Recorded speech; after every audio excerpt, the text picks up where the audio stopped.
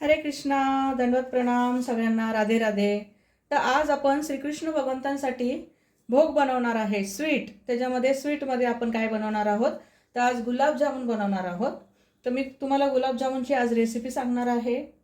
ठीक आहे. तर आपण या पद्धतीने इथे हा खवा घेतला आहे. खवा कोणी मावा म्हणतं किंवा खोवा म्हणतात. तर हा जो खोवा आहे हा 1 पावशर आहे. ठीक आहे. आणि त्याच्यासाठी अर्धा पावशर साखर घेतली आहे.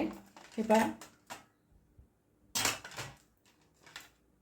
मैदा घेतला आहे मी अर्धी वाटी. परंतु आपण मैदा जसं जसं त्याच्यामध्ये बसेल तेवढंच त्याच्यात मळायचं आहे. ठीक आहे. चिमूटभर मी सोडा घेतला आहे, एकदम थोडासा. आणि इथे वेलची पूड घेतलेली आहे. वेलच्या 5-6 वेलच्या घेतल्या मी, त्या कुटून मी त्याची थोडीशी पूड करून ठेवली. आता आपण काय करणार आहे, हा जो खवा आहे ह्याला आपण छान मळून घ्यायचा आहे. पहिल्यांदा ह्याला पूर्ण व्यवस्थित मळून घ्यायचा. असा हा जो भाग आहे ना, ह्या भागाने त्याला छान रगडायचं खोव्याला.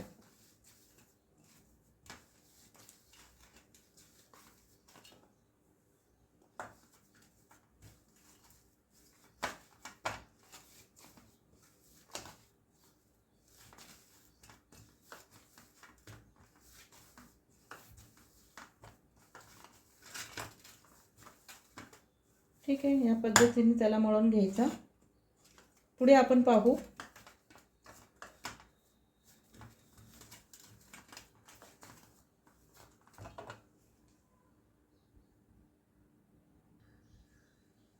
या पद्धतीने हा छान मळून घ्यायचा असा. त्याच्यानंतर आपण जो मैदा घेतला आहे तो ह्याच्यामध्ये जेवढा बसेल ना,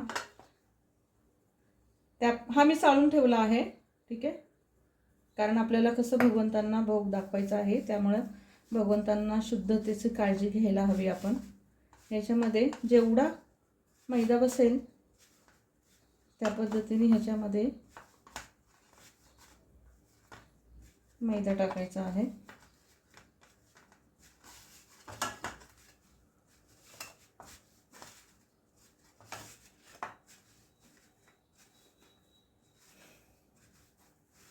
हे आपण छान असं मळून घ्यायचं आहे. मागे देखील आपण एक रेसिपी आपल्या चॅनलवर टाकली होती व्हेज पुलावची, तर खूप छान रिस्पॉन्स दिला आहे. तर तुम्ही कमेंट करून सांगा मला की तुम्हाला आवडत आहेत का व्हिडिओ. त्या पद्धतीने मी आणखीन रेसिपीचे व्हिडिओ पण बनवेन. आपण ते भगवंतांसाठी सात्विक असं भोग बनवणार आहोत. अजून ह्याच्यात बसेल, जेवढा बसेल तेवढा आपण ह्याच्यात मळून घ्यायचं.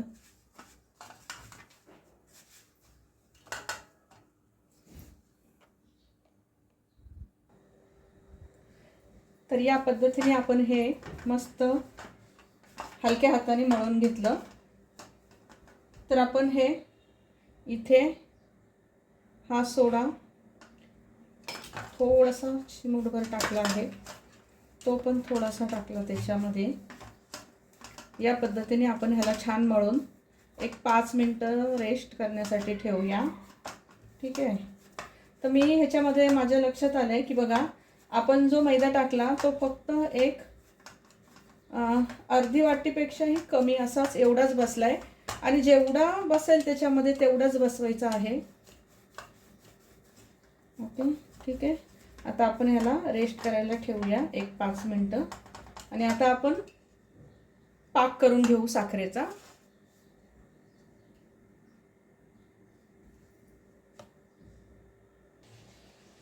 आपण पाकासाठी ही अर्धा पावशर साखर घेतली आहे. ठीक आहे. याच्यामध्ये ह्यानेच आपण 2 वाटी पाणी घेणार आहोत. जेवढी साखर आहे, समजा तुम्ही वाटीने घेत असाल तर 1 वाटी जर पाणी साखर असेल तर तुम्हाला 2 वाटी पाणी घ्यायचं आहे. ठीक आहे.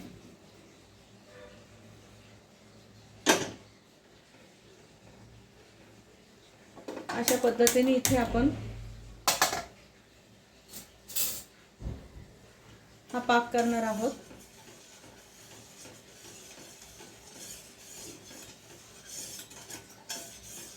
पाक आपल्याला जास्त शिजवायचा नाही आहे, म्हणजे असं एक तारी वगैरे नाही करायचा. एक 5 मिनटं साखर मेल्ट झाली, उकळलं की आपण बंद करू शकतो. आणि आपण जी ही इथे एक 4-5 वेलचीची पूड केली आहे. खूप छान फ्लेवर येतो त्याने.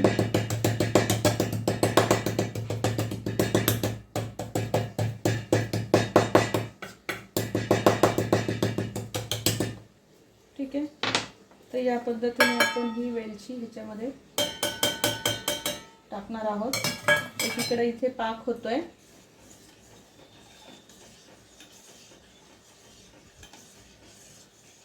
या पद्धतीने पाक आपण करून घेऊया.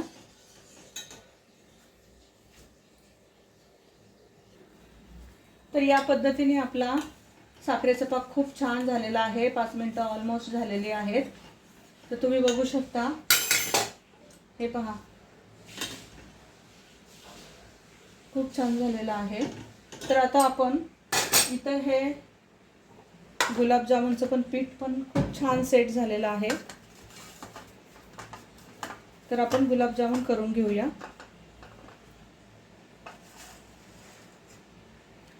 छान सेट झालेला आहे.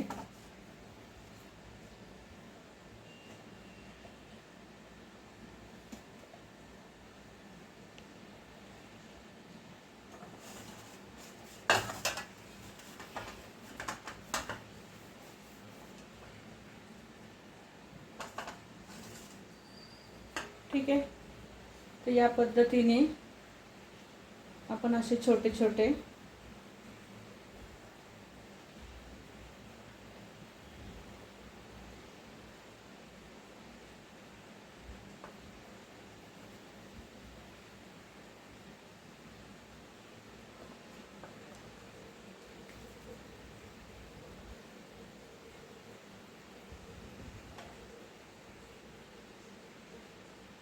साखरेच्या पाकाचा गॅस मी आता बंद केला. 5 मिनटं होऊन गेलीत.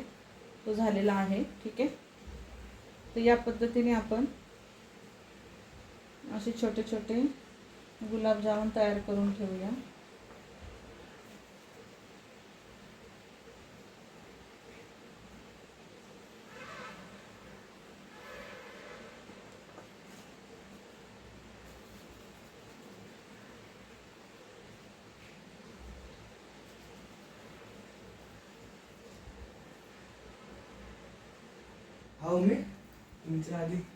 तर चला, या पद्धतीने जवळजवळ 30 गुलाबजामुन आपण इथे बनवून ठेवले. अरे बापरे, 30 बनवले मला हे. तर या पद्धतीने आपण आता कढईवर तेल ठेवलं आहे. तेल घेतलं आहे. ठीक आहे. तर तुम्ही इथे तेल स्किप करून तूप देखील घेऊ शकता. ठीक आहे.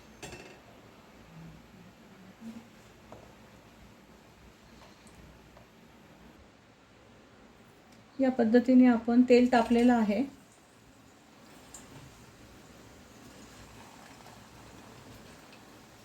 तर आपण तळून घेऊया.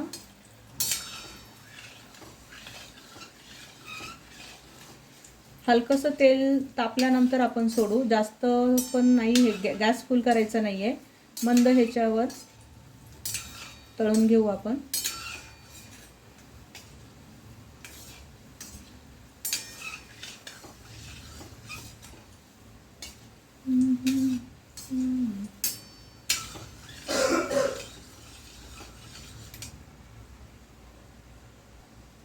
तर या पद्धतीने मंद ह्याच्यावर मी तळलेले आहेत गुलाबजामुन. तर हे पहा कशी साईज देखील वाढली आहे गुलाबजामुनची. आपण जो थोडासा चिमूटभर अगदी सोडा टाकलाय ना, त्याच्यामुळे असे खूप छान असे हलके फुलके होतात. ठीक आहे. हे बघा, बघू शकता तुम्ही. मी बाकीचे राहिलेले पण तळून घेते. अशा पद्धतीने आपल्याला सगळे तळून घ्यायचे आहेत.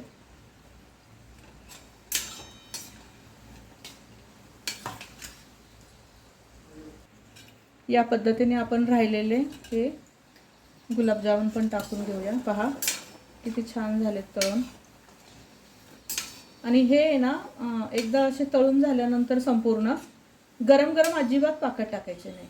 अगदी कोमट झाल्यानंतर आपण जर पाकामध्ये सोडले ना तरच छान सगळ्यामध्ये खूप अगदी 15-10 मिनिटातच त्याचा रस जो आहे, पाक जो आहे संपूर्ण गुलाबजामुनमध्ये मिक्स होतो. नाहीतर मग ते काय होतं ना नंतर छान होत नाही जर आपण खूप गरम गरमच टाकले तर. म्हणून इथे मी एक टीप देते की आपण गुलाबजामुन तळल्यानंतर गरम गरम पाकात सोडायचे नाही. थोडासा पाक आहे ना साधारण कोमट करायचा. ठीक आहे.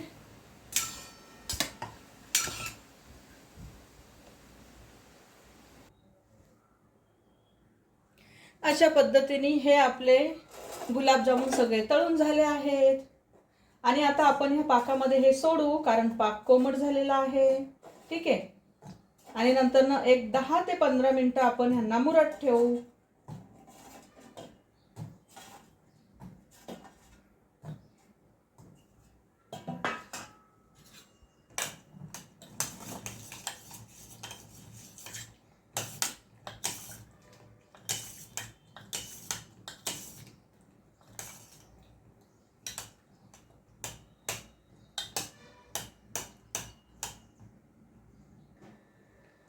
तर हे पहा कसे रसरशीत यम्मी यम्मी गुलाबजामुन रेडी झाले आहेत.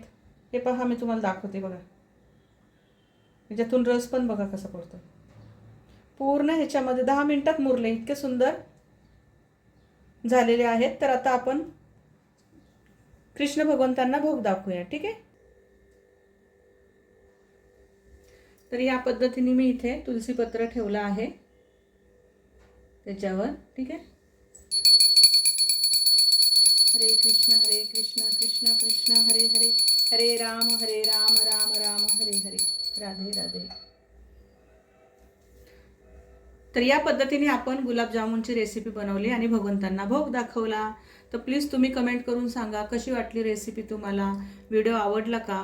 ठीक आहे. आणि लाईक आणि सबस्क्राईब नक्की करा. हरे कृष्ण.